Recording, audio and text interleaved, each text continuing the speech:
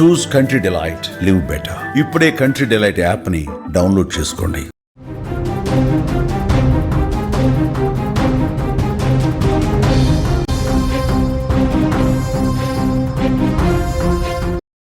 మరో breaking news చూస్తున్నాం. కేరళలో కసాయి తల్లి దారుణాలు బయటకొస్తున్నాయి.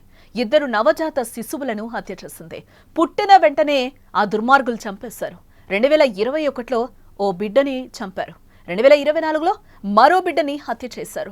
ప్రియుడితో కలిసి ఈ ఘాతుకానికి ఆ తల్లి పాల్పడినట్లుగా తెలుస్తోంది. సంవత్సరాల తర్వాత ఆ అవశేషాలు బయటపడ్డాయి.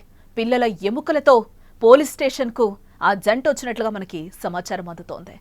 ఇటీవల మానవత్వపు విలువలు పూర్తిగా మంటగలిసిపోతున్నాయి. రక్త సంబంధమని కూడా చూడకుండా దారుణంగా ప్రవర్తిస్తున్నారు మనుషులు. ఆస్తి కోసం కన్న తల్లిదండ్రులను, తోడపుట్టిన వాళ్ళని చంపుతున్నారు. పెళ్లి కాకుండానే తప్పుడు పనులు చేయడం, పిల్లలు పుట్టిన తర్వాత చెత్త కుప్పలో పడేయడం సర్వసాధారణం అయిపోతుంది. ఆ ఇద్దరు పెళ్లి చేసుకోలేదు, కానీ ఒకటయ్యారు.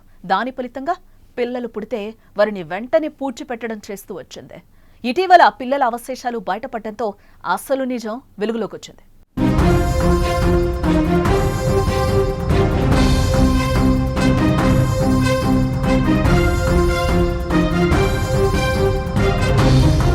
కేరళలోని త్రిశూర్ జిల్లాలో దుక్కొట్టైలో దారుణ ఘటనలు వెలుగు చూసింది. అబల్లూరుకు చెందిన చెనక్కల భవిన్ అనే వ్యక్తి వెలుక్కలంగర నూలువల్లికి చెందిన ములక్కపరంబిల్ అనీషాను ప్రేమించుకుంటూ సహజీవనం చేస్తున్నారు. వీరిద్దరికి పుట్టిన నవజాతి శిశువులను వెంటనే గొయ్యి తవ్వి అందులో పూడ్చిపెట్టింది భవిన్, అనీషా. వీరిద్దరికీ పెళ్లి కాలేదు. అదే సమయంలో పిల్లలు పుట్టడం అడ్డుగా భావించారు. ఈ కారణంతోనే పుట్టిన వెంటనే చిన్నారులను గోతిలో పూడ్చిపెట్టారు. ఏమైందో తెలియదు, కానీ భవిన్ పుతుక్కాడ్ పోలీస్ స్టేషన్కి వచ్చి 2 నవజాత శిశువుల అవశేషాలను పోలీసులకు అప్పగించి తన నేరాన్ని అంగీకరించాడు. తామిద్దరం సహజీవనం చేస్తున్నామని, 2 పిల్లలు పుడితే వారిని పుట్టిన వెంటనే పూడ్చిపెట్టామని, తాము చేసింది తప్పే అని ఒప్పుకుంటున్నాడు. పోలీసులు వారిద్దరిని కూడా అదుపులోకి తీసుకున్నట్లుగా సమాచారం.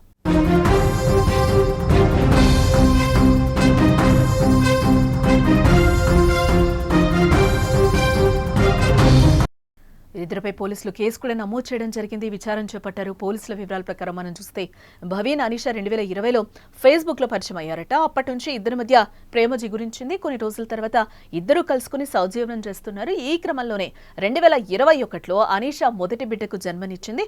ఆ సమయంలో బిడ్డ చనిపోవడంతో గుట్టు చప్పుడు కాకుండా ఇంటి ఆవరణలోనే గొయ్యి తవ్వి పాతిపెట్టామని కూడా అంటున్నారు. ఆ తర్వాత 2024లో అనీషా రెండోసారి తన ఇంట్లోని ఒక గదిలో మళ్లీ ఒక బిడ్డకు జన్మనిచ్చింది. వెంటనే ఆ శిశువు మరణించడంతో ఇంటి వెనక శిశువును పాతిపెట్టామని కూడా ఆ జంట చెప్తున్నారట.